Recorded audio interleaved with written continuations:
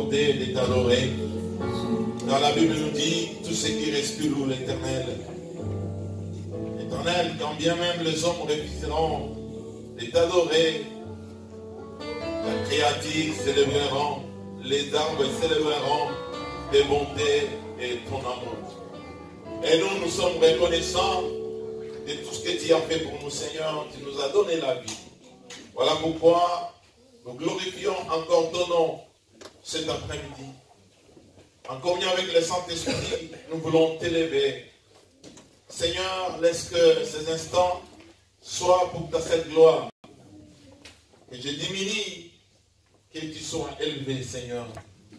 Et que ton peuple, que tu as disposé cet après-midi, puisse recevoir sa part, sa nourriture qui convient à son besoin. Seigneur, parle au fond de nos cœurs. Que le Saint-Esprit puisse nous convaincre, nous aider à comprendre la parole, m'aider également à communiquer ta pensée, Seigneur. S'il te plaît, nous avons besoin de ta présence. Nous avons besoin de ton soutien, car sans toi, nous sommes nuls. Nous ne valons absolument rien du tout. Seigneur, viens encore parler à ton peuple. Couvre-nous par ton sang. Dans le nom de Jésus-Christ, qui est notre Seigneur et Sauveur, nous avons ainsi prié. Nous disons tous Amen. Amen. Que Dieu vous bénisse. Tu peux dire bonjour à ton frère, à ta soeur qui est à côté de toi. Tu te demandes s'il a bien passé la semaine.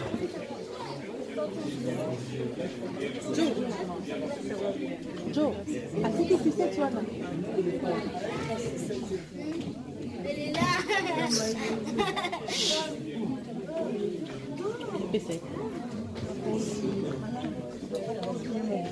Amen. Nous sommes dans la joie de vous compter parmi nous. Nous voyons notre sœur Maï qui est venue de Nantes, encore prier avec nous. Et nous te saluons, sœur Maï, que Dieu te bénisse. Alléluia. Amen. Je vois aussi notre frère Bertin, son serviteur. Il était là dimanche passé. Aujourd'hui, je vois encore l'évangéliste Eric qui est parmi nous. Est-ce que vous pouvez vous tenir debout pour vous saluer? Patrick, plutôt, désolé. L'évangéliste Patrick, que Dieu vous bénisse. Merci. Amen. Amen. Vous savez bien aimé, cette année, le Seigneur nous a donné cette année merveilleuse. Et moi, personnellement, je m'efforce à comprendre, à savourer, à manger, à digérer l'année de la récolte. Je te souhaite que cette année tu puisses récolter. Toutes sortes et formes de récoltes que tu as pu semer dans ta vie, soit ton partage. Aucune personne ne se lève sur ton chemin pour voler ta récolte. Aucune personne puisse se lever pour te rendre malade afin que tu ne puisses pas récolter. Que le bonheur et la grâce puissent t'accompagner sur le chemin de la moisson et de la récolte. Quelqu'un peut dire Amen. Alors au Seigneur, aujourd'hui, par la grâce de Dieu, et depuis la semaine, depuis les lundis passés, le Seigneur était en train de me parler. J'ai essayé de méditer, de lire, et le Seigneur m'a orienté sur un texte que je vais partager avec vous ce matin. Et j'avais même une grande difficulté pour intituler le message d'aujourd'hui. J'en ai trouvé trois thèmes, mais j'ai retenu un seul thème. La foule n'a pas de berger. Dis à celui qui est à côté de toi, la foule n'a pas de berger. Pose-lui la question, qui est la foule? Alléluia. Dis-lui encore, la foule n'a pas de berger. Dis à haute voix la foule. Moi j'ai dit la foule perd beaucoup de personnes. La foule perd une famille. La foule perd une personne. Regarde celui qui est à côté de toi. Dis-lui, tu es la foule.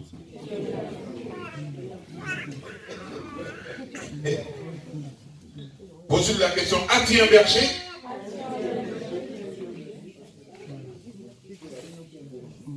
Nous allons lire dans Matthieu, l'évangile de Jésus selon Matthieu, au chapitre 35, jusqu'au verset 38. Matthieu 9.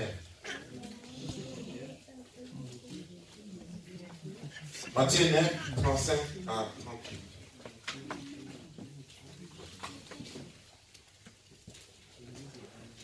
Je vais lire selon la version Semer. Je sais que nombreux nous avons lu Sédan et d'autres versions.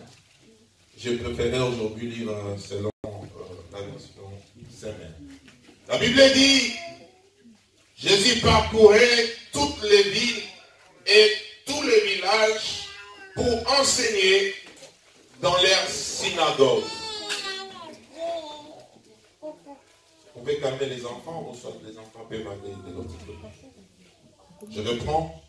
Jésus parcourait toutes les villes et tous les villages pour enseigner dans les synagogues. Il proclamait la bonne nouvelle du royaume de Dieu et guérissait toute maladie et toute infirmité. En voyant les foules, il fut pris de pitié pour elles, car ces gens étaient inquiets, abattus, comme des brebis qui n'ont pas de berger. Alors il dit à ses disciples, la moisson est abondante, mais les ouvriers peu nombreux. Priez donc le Seigneur à qui appartient la moisson d'envoyer les ouvriers pour moissonner. Je m'en vais lire la version Louis II. Jésus parcourait toutes les villes et les villages. Il enseignait dans les synagogues, proclamait la bonne nouvelle du royaume et guérissait toute maladie et toute infirmité. À la vie de la foule, ça gêne. À la vie de la foule, il fut rempli de compassion pour elles, car elles étaient blessées et abattues, comme des brebis qui n'ont pas de berger. Alors il dit à ses disciples, la moisson est grande, mais il y a peu d'ouvriers. Priez donc le maître de la moisson d'envoyer les ouvriers dans sa moisson. Amen. Hein? En fait, comme j'ai intitulé le thème de notre prédication ce matin, la foule n'a pas de berger. Vous savez, ici, bien aimé, c'est écrit que le Seigneur est en train de lancer. C'est un message fort. C'est un message fort que le Seigneur veut nous communiquer ce matin. C'est une préoccupation du Seigneur. Parce qu'il a le fardeau pour son peuple. Jésus attirait une attention particulière à la foule qui le suivait. Vous savez, bien aimé dans le Seigneur, nous sommes enfants de Dieu. Nous sommes appelés à développer notre perception, c'est-à-dire notre façon de voir les choses. Nous avons des yeux physiques, mais nous avons également des yeux spirituels. Dieu que nous prions, le Saint-Esprit qui habite en nous, peut développer en nous les yeux spirituels, les capacités surnaturelles, afin de voir ce que l'œil physique ne peut pas voir. Vous êtes d'accord avec moi? Amen. Ça doit être vraiment notre désir, notre préoccupation, notre prière, que le Seigneur aide-moi. Je suis un être humain, je suis fragile, je suis faible, je suis incapable. Mais aide-moi sur ce chemin de la foi. Et tu m'as sauvé, mais des fois les choses sont difficiles, compliquées. Je n'arrive pas à comprendre, je n'arrive pas à te servir. Ouvre-moi les yeux. Jésus était devant la foule. Il a aperçu certaines caractéristiques de la foule.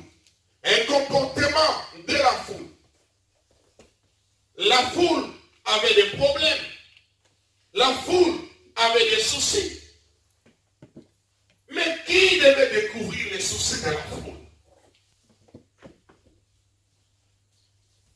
Il a découvert les problèmes et les besoins de la foule. Les problèmes de la foule ont touché son cœur. Et il s'est compati avec elle. La Bible dit, il eut compassion. À cause de la foule, à cause de leurs problèmes, Jésus fut touché au fond de son cœur. Vous savez, comment nous pouvons définir la compassion? La compassion, c'est un sentiment par lequel un individu est poussé à percevoir la souffrance de quelqu'un d'autre. La compassion est un sentiment par lequel un individu est poussé à percevoir la souffrance d'autrui. Et il veut apporter une solution par amour. C'est ça la compassion. On compatit avec, quelqu'un ne peut pas dire que non, j'ai la compassion, mais la compassion reste en toi. Non, la compassion doit être liée à une personne, à une situation quelconque, qui n'est pas ta propre situation, mais la situation d'une autre personne. Voilà pourquoi on compatit avec.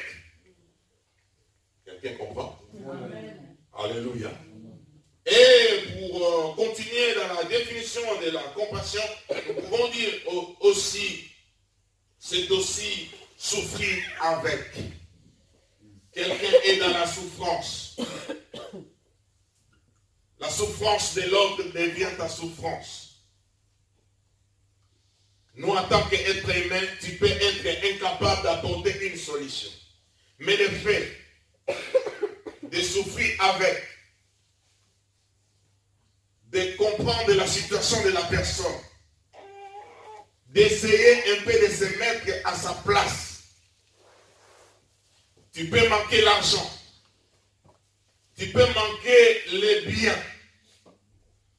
Mais le fait que ton cœur soupire dans la prière, dans la souffrance avec la personne, Dieu du haut du ciel, il est capable de toucher la personne pour qu'il soit touché, béni, qu'il puisse recevoir la solution à son problème. Vous êtes d'accord avec moi? C'est aussi un sentiment spontané de bienveillance envers quelqu'un. C'est un sentiment qui consiste à partager le malheur d'autrui. Donc, dans ces textes, nous voyons Jésus s'engager à donner la solution au problème de la foule. Les problèmes de la foule peuvent être d'ordre spirituel. Les problèmes de la foule peuvent être d'ordre social, sociaux. Ça peut toucher l'aspect moral. La foule peut avoir des problèmes liés au matériel. Mais qui peut le voir? Qui peut percevoir le problème de la foule? Qui a des yeux pour voir? Qui a un cœur pour compatir avec la foule? Jésus a vu. Jésus fut touché. Et il apporte la solution. Est-ce que nous pouvons acclamer pour notre Seigneur?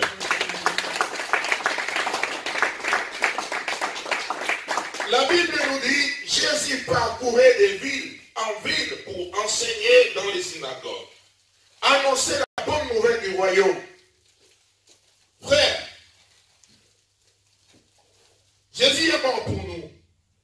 Il nous a donné sa vie à la croix. Je ne cesserai jamais de le dire que nous sommes sauvés pour servir. Nous sommes sauvés pour servir. Nous ne sommes pas sauvés pour garder les salis à nous. Les salis, c'est un trésor que nous devons partager comme dans une course de relais. J'ai été sauvé, je ne garde pas les salis à moi, je les partage à d'autres personnes. C'est ainsi que la moisson va s'élargir. Que le royaume des cieux sera sauvé. Combien aujourd'hui des chrétiens, des serviteurs de Dieu, peuvent aller de ville en ville pour faire pareil comme Jésus? Combien qui peuvent aller quitter Milouz pour aller à Colmar pour annoncer la parole de Dieu? quitter Mulhouse pour aller à Guebwiller pour annoncer la parole de Dieu. Mais la Bible nous dit Jésus parcourait des villes en ville, des villages en village pour annoncer le royaume de Dieu. C'est sur le chemin de l'annonce du royaume qu'il va rencontrer la foule. Frère, la foule, pour rencontrer la foule, il faut être en mouvement par rapport à l'évangile.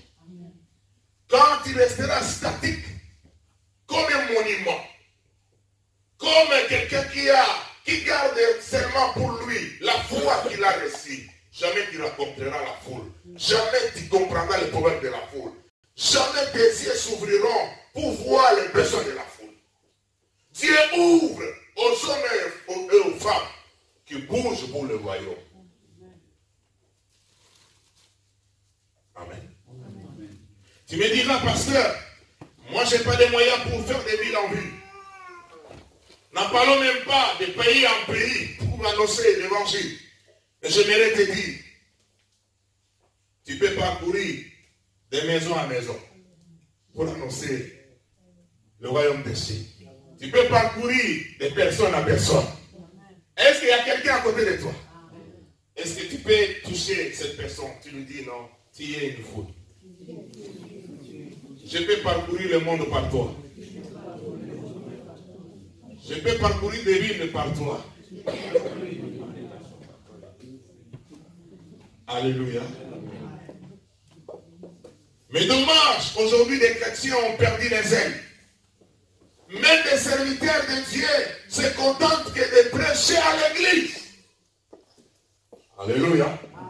Même les serviteurs, les pasteurs, ça dit se contentent que de rester à l'église. C'est-à-dire, quand je parle de l'église ici, permettez-moi de cette conception, ce n'est pas vraiment ça l'église. C'est-à-dire, je parle ici de l'église locale, hein, la communauté des enfants de Dieu qui se réunit dans un bâtiment quelconque, comme nous, dans une localité précise. C'est-à-dire, certains serviteurs se contentent comme moi là de prêcher ici. Alors que l'évangile nous appelle d'aller de ville en ville. Il est vrai que dans l'église aujourd'hui, nous pouvons rencontrer aussi des foules. Mais à l'extérieur, la foule est là. Tout autour de nous, quand nous travaillons, la foule est là. Et la foule a des problèmes. Bien-aimé, je t'exhorte à sortir de ton carquois spirituel pour aller au-delà, là où le Seigneur t'attend. Bien-aimé, aujourd'hui les chrétiens sont statiques. Les chrétiens ne bougent pas. C'est-à-dire, il vient à l'église, il prie, il rentre chez lui, point barre. Mais le Seigneur attend de toi au-delà. Tu as été sauvé. Aujourd'hui, tu as le plaisir de venir prier, de venir adorer, parce qu'il y a des gens qui t'ont communiqué cela. Quel est ce jour-là que toi aussi tu feras pour que d'autres personnes commencent à faire comme toi? Cela demande un mouvement. Tu dois bouger, tu dois parler, tu dois te déplacer. Frère, tu as du zèle pour te déplacer. Tu as du zèle pour voyager. Tu as du zèle pour faire des promenades même sans raison. Frère, il y a des gens qui ont du zèle, surtout que le temps commence à changer. Ah, je vais faire un tour au centre. Combien de fois tu as pris la résolution de faire un tour pour annoncer l'évangile? Écoutez, frère, la foule n'a pas de berger. Jésus a constaté cela. C'est ainsi qu'il cherche un berger pour la foule. J'aimerais te surprendre aujourd'hui, tu es le berger de la foule. Alléluia. C'est toi le berger que le Seigneur veut établir. Vous savez bien aimé, la foule peut être un grand nombre, comme j'avais dit tout à l'heure. La foule peut être une famille, la foule peut être une personne. Pourquoi je dis cela? Peut-être que tu vas dire ça ne marche pas. Mais je m'en vais dans le sens des caractéristiques que nous trouvons dans la foule. Nous pouvons les trouver dans une personne. Et d'ailleurs, la foule, c'est l'ensemble des personnes. Alléluia. S'il n'y a pas une personne, on ne peut pas arriver à la foule. Donc, certains comportements, caractéristiques que nous pouvons rencontrer dans une foule, nous pouvons les rencontrer également dans une personne. Voilà pourquoi je dis, la foule peut être une famille, la foule peut être une personne. La foule peut être aussi dans l'église. On sait qu'il dit l'église.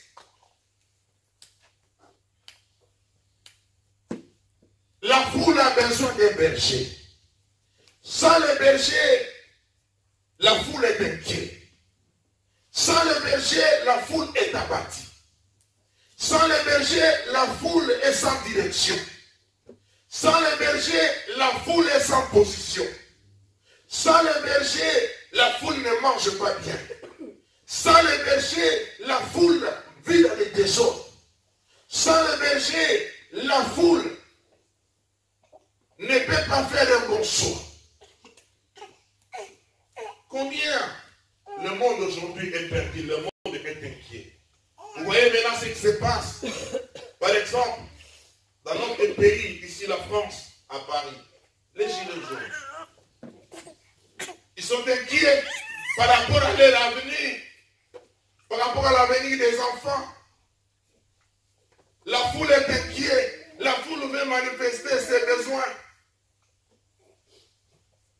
Mais où se trouve le berger pour apporter la solution à la foule qui est inquiète?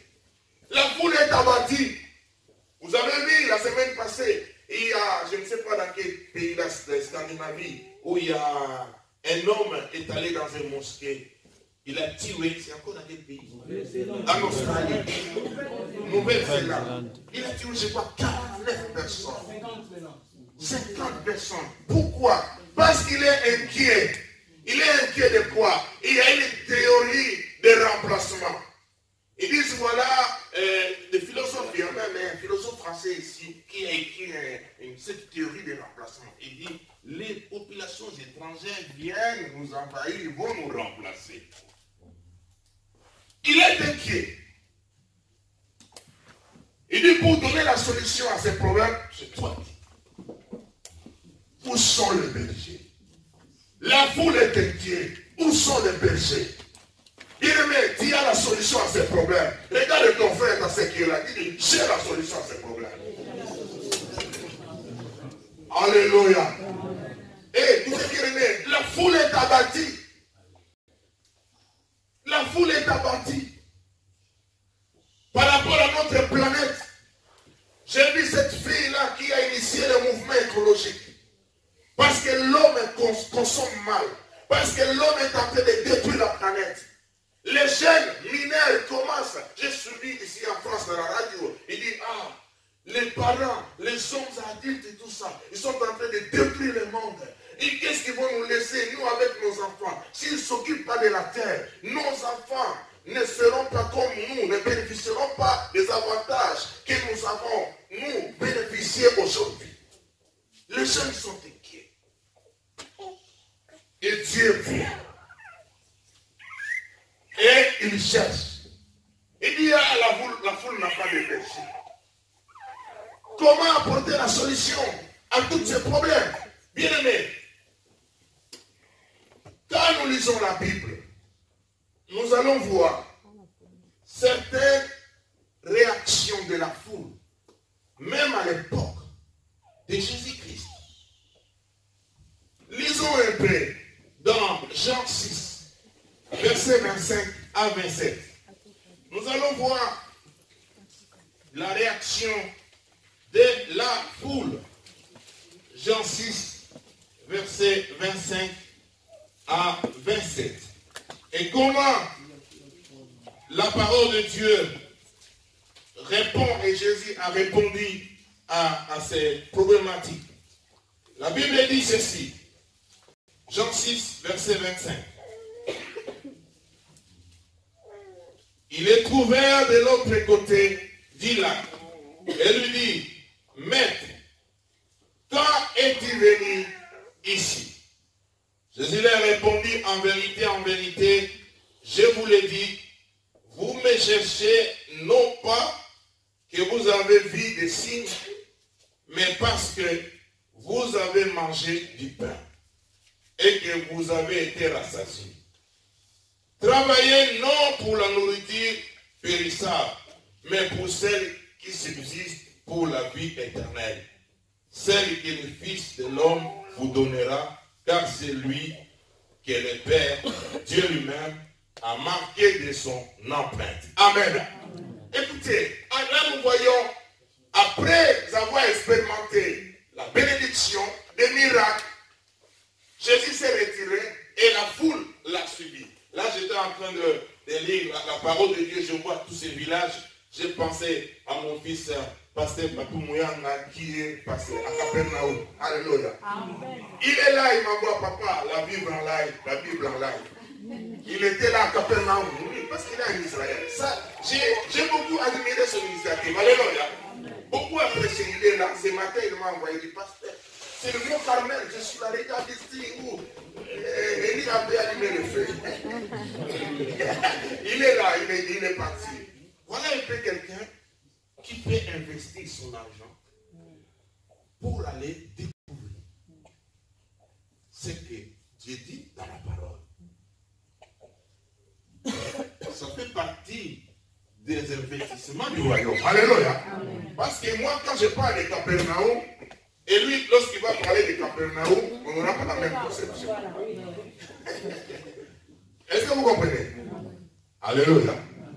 Donc ici, ils ont expérimenté le miracle et le lendemain, la foule est venue pour suivre Jésus.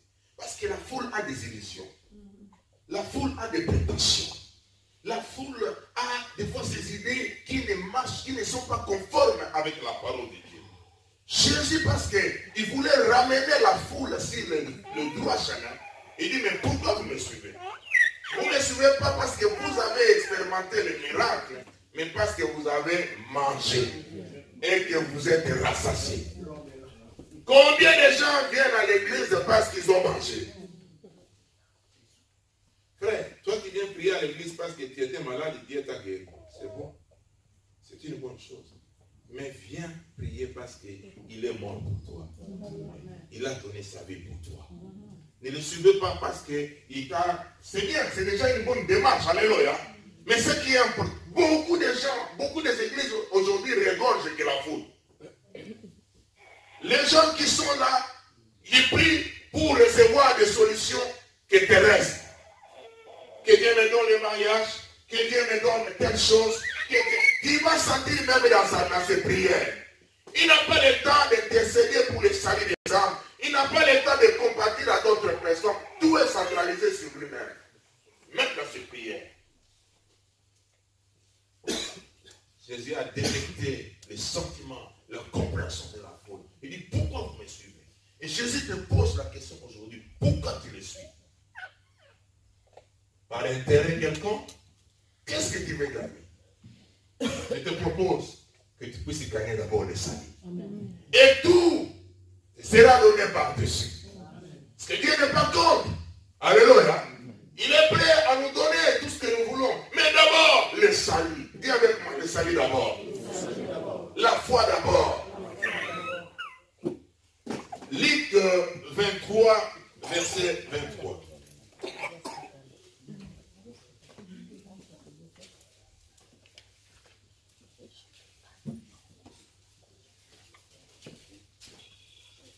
Luc 23, verset 23. La Bible dit,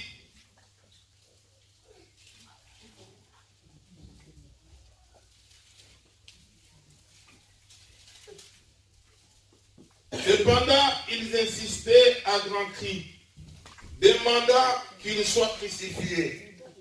Et les cris l'emportèrent avec un des chefs des prêtres. Pilate décida de leur accorder ce qu'il demandait. Il relâcha celui qui avait été mis en prison pour émettre et pour mettre, et qu'il réclamait et il livra Jésus à leur volonté. Amen. Là nous sommes Jésus avec à côté d'un voleur. Le peuple devait faire un choix. Alléluia. Qui on devait libérer? Barnabas ou Jésus? La foule a crié, libérer Barnabas. Il est vrai, il y a le plan de Dieu est là. Alléluia. Amen. Mais quand nous voyons leurs cris, nous voyons leurs choix, nous voyons leurs décisions.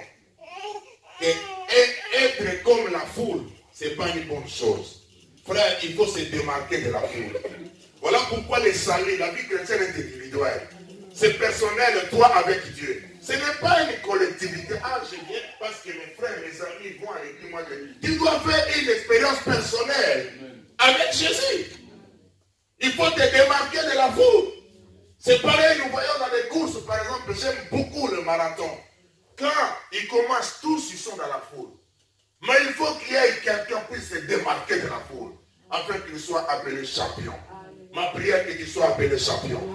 Pour être appelé champion, tu dois te démarquer de la foule. Parce que la foule ne sait pas prendre de bonnes décisions. La foule ne sait pas choisir qui est le bon, qui est le mauvais. La foule est abattue, bien aimé, la foule est désemparée. Il faut te démarquer de la foule pour être déclaré champion. Voilà, ils ont choisi Barnabas. Alors que Jésus était juste. En croyant commettre le mal contre Jésus, mais ils sont entrés dans le plan de Dieu. C'est ainsi que le salut nous est parvenu. Et il a versé son sang. Alléluia. Gloire au Seigneur. Nous allons lire aussi les textes Luc 14, 25 à 27. Là, Jésus s'adresse encore à la foule. Luc 14, verset 25 à 27. La Bible dit, des grandes foules faisaient route avec Jésus. Il se retourna et leur dit, si quelqu'un vient à moi sans me préférer à son père, sa mère, sa femme, ses enfants, ses frères et ses sœurs, et même à sa propre vie, il ne peut pas être mon disciple. Celui qui ne porte pas sa croix et ne me suit pas, ne peut pas être mon disciple. Amen. Là, Jésus parle de la préférence. Il est face à la foule. La foule qui le suit. Et Jésus voulait savoir pourquoi la foule le suit. Et là, il introduit la notion de préférence et la notion de priorité. Dieu doit être ta priorité. Et dit, si quelqu'un dit qu'il m'aime, qu'il parle à l'église, qu'il me sert, mais je n'occupe pas la première place dans sa vie, il n'a rien fait. Entre Jésus, entre Dieu et ta famille, ton père ou ta femme, tu dois préférer d'abord Dieu.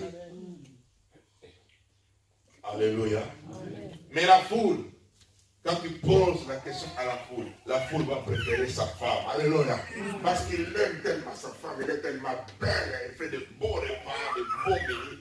Il dit non, je peux manquer d'aller à l'église parce que ma femme m'a promis va cuisiner un lapin. Il dit ça, je ne peux pas rater. Écoutez frère, j'aimerais t'exhorter. Dieu doit être ta préférence.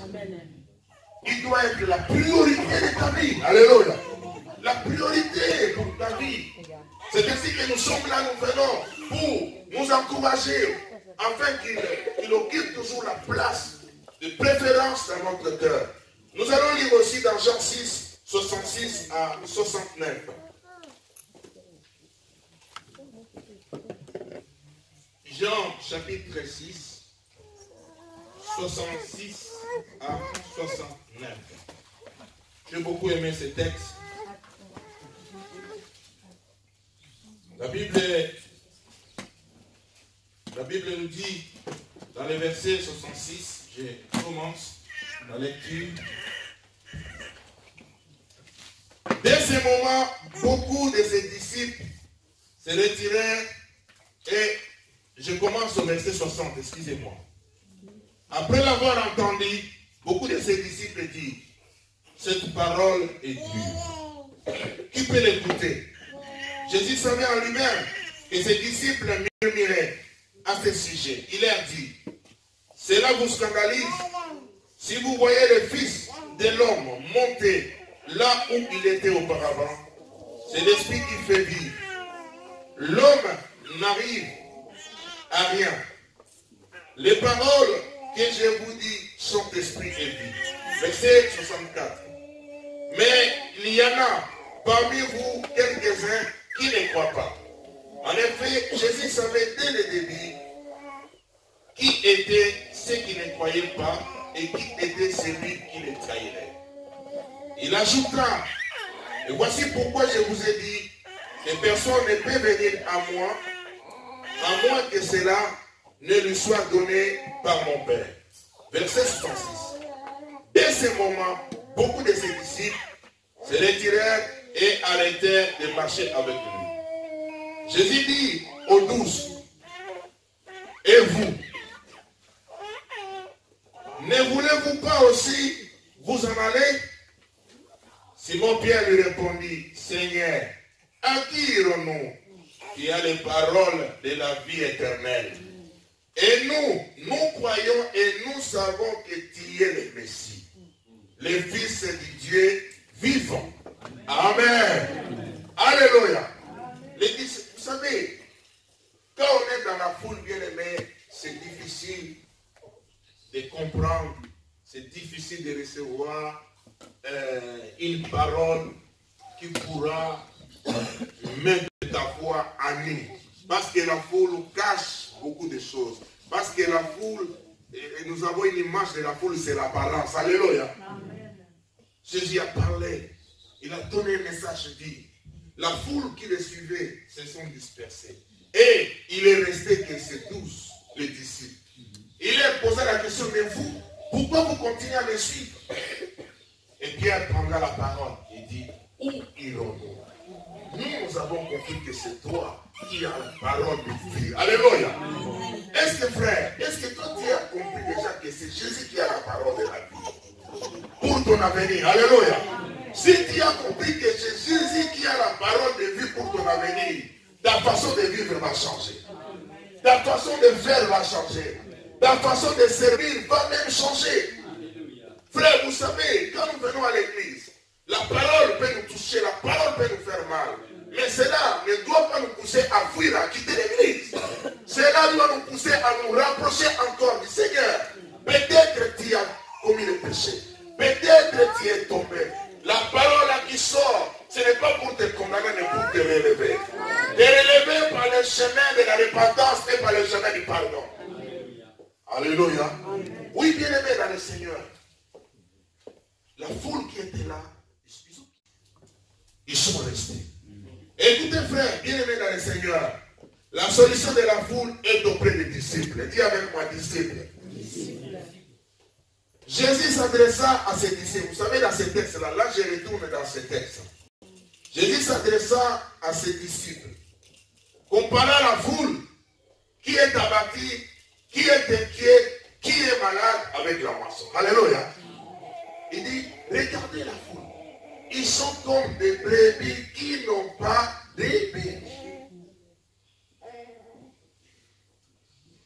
Jésus compare la foule avec quoi Jésus compare la foule? Avec des brebis qui n'ont pas de berger. C'est-à-dire, quand il y a des brebis qui n'ont pas de berger, il n'y a pas de direction. C'est le désordre. Il y a certains brebis qui vont dormir à l'extérieur parce que le berger n'est pas là. Il n'y a pas de vision. Frère, l'église doit avoir une vision. Un chrétien qui vit sur la terre doit avoir une vision. Par rapport à son avenir, par rapport à sa foi. Alléluia. Mais quand il n'y a pas de berger, pourquoi je dis que l'église peut être aussi la foule? Parce qu'il y a des gens, des bien-aimés, qui viennent à l'église, mais qui ne sont pas vraiment les fidèles, les brebis dans l'église, mais ils sont dans la foule. Parce qu'ils ne prennent pas le pasteur comme son berger. Quand tu prends ton pasteur comme ton berger, il va te conseiller, il va t'orienter. Et la Bible nous dit même dans Psaume 23 que l'Éternel, notre berger, il nous conduit dans les verts pâturages. Le Seigneur a donné au berger la responsabilité de conduire les brebis dans les verts pâturages et de sécuriser même les brebis. Alléluia. Écoutez, frère, bien-aimé, Jésus, il fait le constat de l'attitude de la foule qui est inquiet, qui est abattu, qui est languissant. Il dit, ils sont comme des brebis qui n'ont pas de berger. Maintenant, il s'adresse aux disciples. Il dit, priez les maîtres de la moisson, afin qu'il envoie les ouvriers dans sa moisson. Quel rapport entre la foule et la moisson? Écoutez frère, nous parlons de la moisson. Nous devons savoir, le salut des âmes fait partie de la moisson. C'est la plus grande récolte que le Seigneur attend. Et pour que les âmes soient moissonnées, il faut que chacun de nous puisse entrer dans les champs qui est en pleine moisson avec sa faucille. Chacun avec son outil pour cueillir. Cueillir qui? Le monde qui est malade, qui est désemparé. Écoutez, je vais vous donner un secret. Vous savez, lorsque quelqu'un est dans les problèmes, lorsque quelqu'un est malade par exemple, lorsque quelqu'un a des soucis qui ne prie pas, vous savez qu'il est proche vraiment de recevoir la parole de Dieu. C'est une opportunité pour lui. Si tu t'approches de lui, il peut recevoir facilement la parole de Dieu. Et nous devons profiter de telles circonstances pour annoncer la parole. Voilà pourquoi Jésus interpelle ses disciples. Et dit, priez, regardez la moisson, regardez la foule. Parce que lorsque Jésus a regardé la foule, il était plein de compassion. Mais comment il va donner la solution? Jésus va donner la solution par les canaux des disciples. Alléluia. Et vous devez prier le maître de la moisson afin qu'il puisse envoyer les ouvriers dans sa moisson. Mais aujourd'hui, moi je ne vais pas prier le maître de la moisson qu'il puisse envoyer les ouvriers dans la moisson. Mais moi ma prière, que tu sois debout pour la moisson. Parce qu'il t'a déjà envoyé, tu es là. Alléluia. Et alléluia. Frère, moi je ne prie pas qu'il puisse envoyer les maîtres, qu'il puisse envoyer les ouvriers dans la moisson. Non, la moisson est déjà grande. Mais moi ma prière ce matin, que tu sois debout pour la moisson. Dis avec moi, debout pour la moisson. Je dois prier pour que tu arrêtes la distraction. La moisson est grande. Dis à celui qui a pris, arrête la distraction. La moisson est grande. Tu es l'ouvrier, tu dois entrer dans la moisson. Alléluia. Frère, je ne prie pas qu'il puisse envoyer, mais tu dois être debout. Toi, tu dois être debout. C'est-à-dire, tu dois apprendre à parler. Il y a beaucoup de gens, de frères ici, ils parlent beaucoup. Mais pour parler à quelqu'un que Jésus gagne, c'est un problème. Pourquoi c'est un problème? C'est qu'il y a un souci par rapport à ta foi et à ta conversion. Alléluia. Alléluia. Ma prière ce matin, que tu abandonnes l'égoïsme afin que tu puisses entrer dans la moisson. Alléluia. Quand tu es égoïste, frère, c'est difficile de se lever pour la moisson. Quand tu es égoïste, tu vas regarder tout que par rapport à toi-même. Tu seras égocentrique. Tu dois abandonner l'égoïsme. Tu dois arrêter avec la peur. Beaucoup de frères, de chrétiens ont peur, même de parler. On va les critiquer. Je ne parle pas bien français. Comment dit la fois passée le pasteur la foi n'a pas de rapport avec le français. Le français, c'est une langue qui nous permet de nous communiquer. Si je mets là, si je mets l'essentiel est que le message passe. Et alléluia. Lève-toi. Prends courage. Sois debout pour la moisson. Regardez la moisson. Regardez la foule. Est-ce que tu vois la foule ou tu ne vois pas la foule? La moisson est grande. Frère, nous n'allons pas prier que le Seigneur envoie nous des serviteurs. C'est toi les serviteurs que le Seigneur a envoyés. Tu dois être seulement debout. Alléluia. Je suis presque à la fin de mon message. J'ai prié ce matin pour que tu arrêtes d'être complexé. Beaucoup de chrétiens sont complexés. Frère, pourquoi tu es complexé? Pourquoi tu es complexé? Ça peut être un complexe intellectuel, un complexe, je ne sais pas, social, par rapport à ta taille, par rapport, je ne sais pas à quoi. Un enfant de Dieu ne doit pas être complexé. Tu dois apprendre à t'accepter, c'est-à-dire, Dieu n'a pas commis d'erreur pour te créer tel que tu es. Alléluia. Tu es la créature de Dieu. Moi, je m'accepte comme ça avec cette taille-là, c'est comme ça, c'est tout. Si tu m'ajoutes encore 2 cm, ça ne serait pas moi. Je m'accepte comme ça avec ces yeux-là. Alléluia. Ça me suffit. Alléluia. C'est comme ça que Dieu a calculé. Alléluia. Dieu a calculé, il dit qu'à tel âge, il aura tel poids, il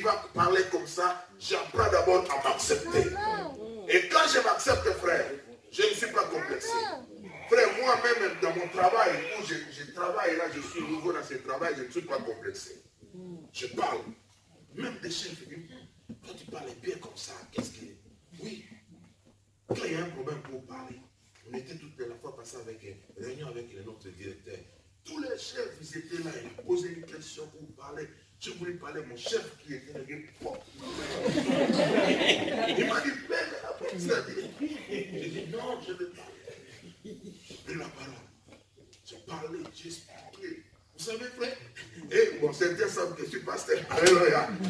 Certains savent. Mais je ne me sens pas complexé, même devant mes chefs. Même par rapport au travail, j'explique les choses. Si quelque chose ne va pas, j'explique ici, ça ne va pas. Tu parles bien. Pourquoi tu expliques des choses comme ça? Parce que je me suis accepté tel que je suis. Alléluia. Je sais que je suis un enfant de Dieu. Lorsqu'il y a une occasion pour m'exprimer, je m'exprime. D'ailleurs, la Bible nous dit, à toute occasion, favorable ou non favorable, d'annoncer la parole de Dieu. Frère, moi je ne voudrais pas que toi, mon enfant de la foi, tu sois complexé. Ne sois pas complexé. Si tu es célibataire et qu'il y a d'autres qui sont mariés, frère, c'est leur temps. Toi, tu auras aussi ton temps. Ne sois pas complexé. Si tu n'as pas de papiers, gloire à Dieu, la vie ne dépend pas des papiers. La vie ne dépend pas de l'argent. La vie ne dépend pas des papiers. Ne sois pas complexé parce que tu n'as pas le titre de séjour. Ça, ce n'est qu'une étape. Alléluia. Dès que nous sommes là, nous sommes une association des anciens sans papier. Un jour, alléluia. Un jour, le Seigneur a calculé, il a pensé à nous. De la même manière, il a pensé à moi. Il a pensé à Maï, femme de 14 rejetés. De la même manière, il pensera à toi. Mais pourquoi être complexé? Frère, tu ne dois pas être complexé. Il faut être fier quand tu marches. Je dis que je suis enfant de Dieu. Alléluia. Créer, même si tu n'as pas le travail, il dit que Dieu m'a donné le travail. Je suis son ouvrier. Dis avec moi, amen. Amen. Ne sois pas complexé, frère. J'ai pris pour toi que tu cesses d'être négligent. Beaucoup de chrétiens ont perdu les ailes à cause de la négligence. Quand tu es trop négligent dans la vie, quand tu es trop négligent même dans la vie spirituelle, tu ne vas pas passer aux âmes. Parce que toi-même, tu deviens un problème pour toi. Quelqu'un comprend? Toi-même, tu deviens un problème.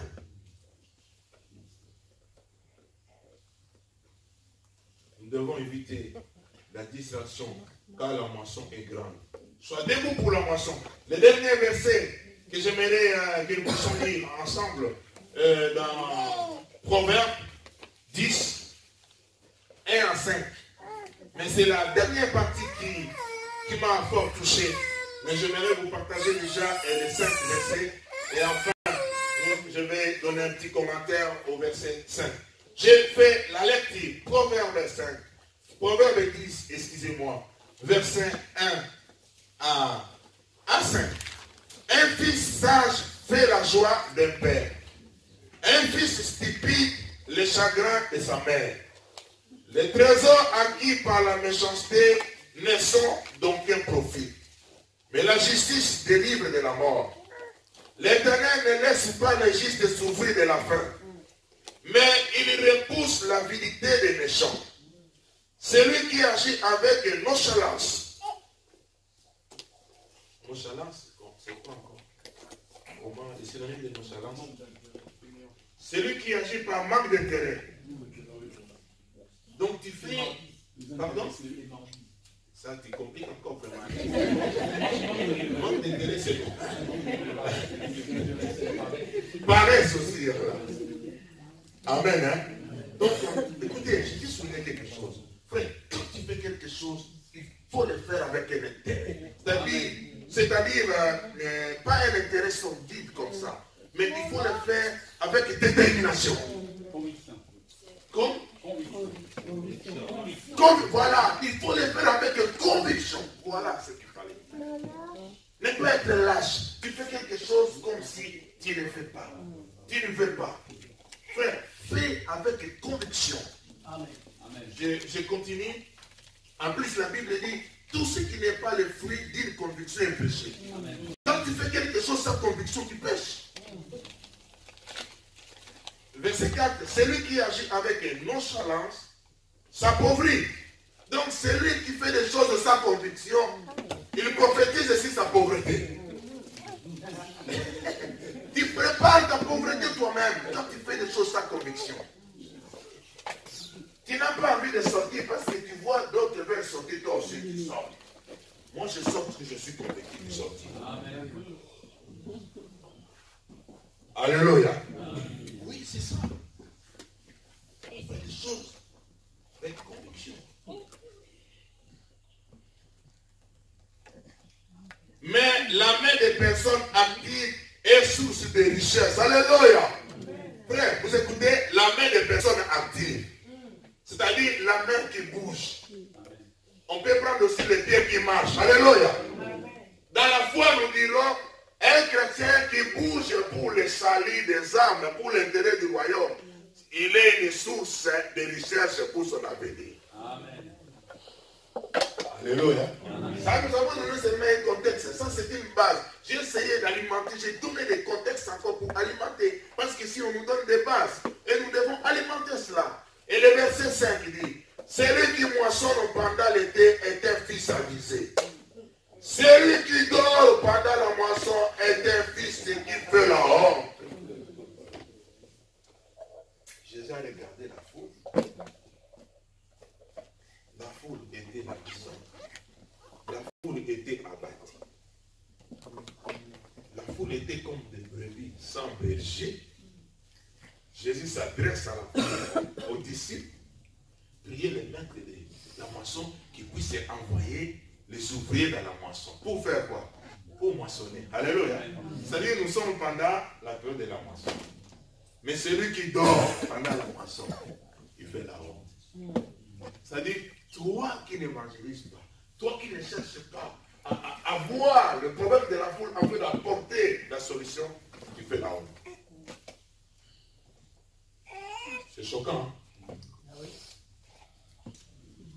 Alléluia. Combien de fois nous faisons la honte quand nous pensons à nous-mêmes? Quand le Seigneur met à côté de toi quelqu'un qui a un problème sérieux. Frère, écoutez-moi vous dire quelque chose. Ce n'est pas l'argent qui donne la solution à tous les problèmes. Ce n'est pas l'argent. Si tu penses que c'est seulement pour aider quelqu'un pour avoir l'argent qui est à côté de la place, ton regard, ton attention peut apporter la solution à quelqu'un. Ton conseil, tes paroles, tu peux apporter parce que quand tu t'approches de la personne, tu écoutes la personne, tu peux aller avec son problème.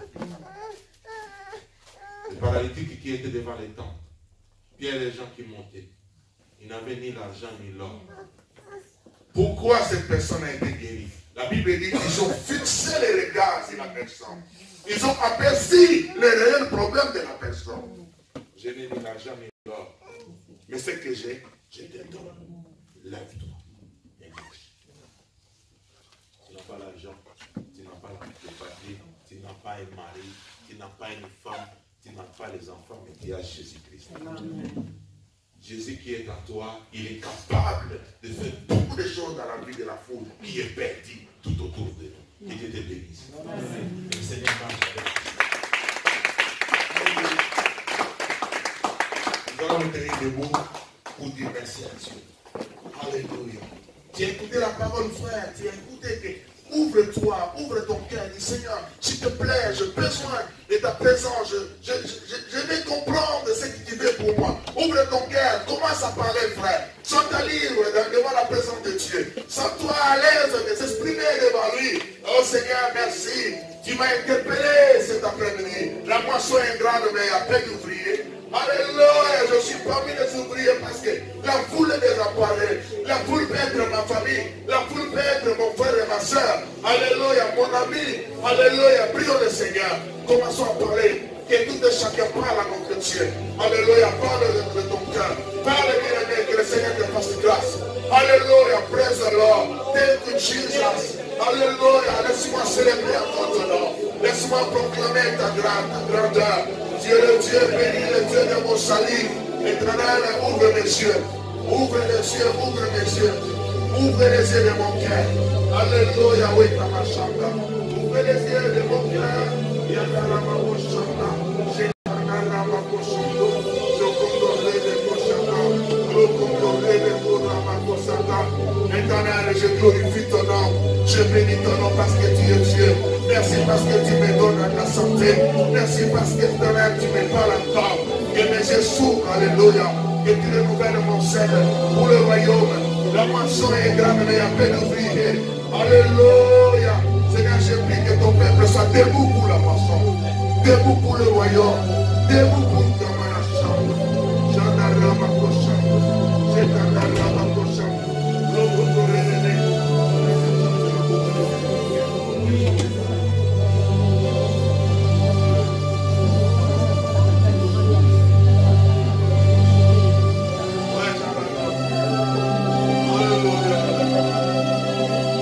Abandonne-toi entre le Seigneur. Abandonne-toi entre la main du Saint-Esprit. Abandonne ton avenir. Abandonne-toi, abandonne ta foi. Alléluia.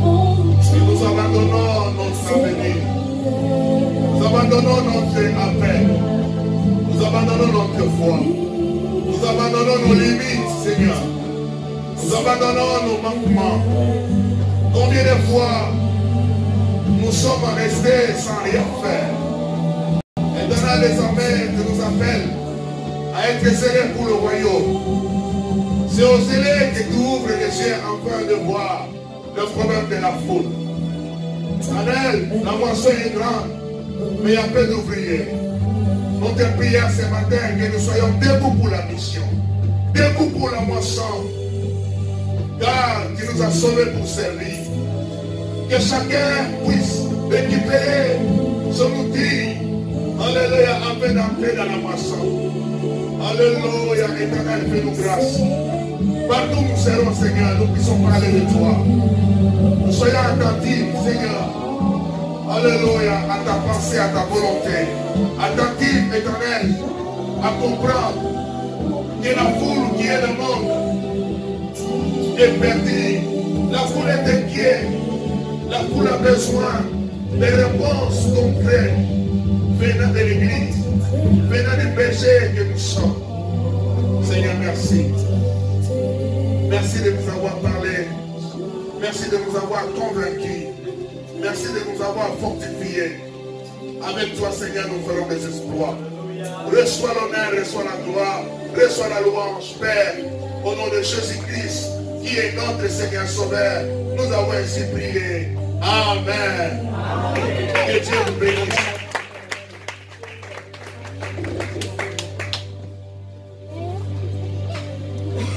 Alléluia. Ah.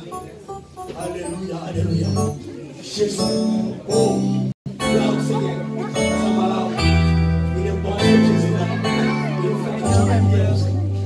Alléluia. Chelsea. Quand le Seigneur est dans mon cœur, la joie est là. La joie est là. Quand le Seigneur est dans mon cœur, la joie est là.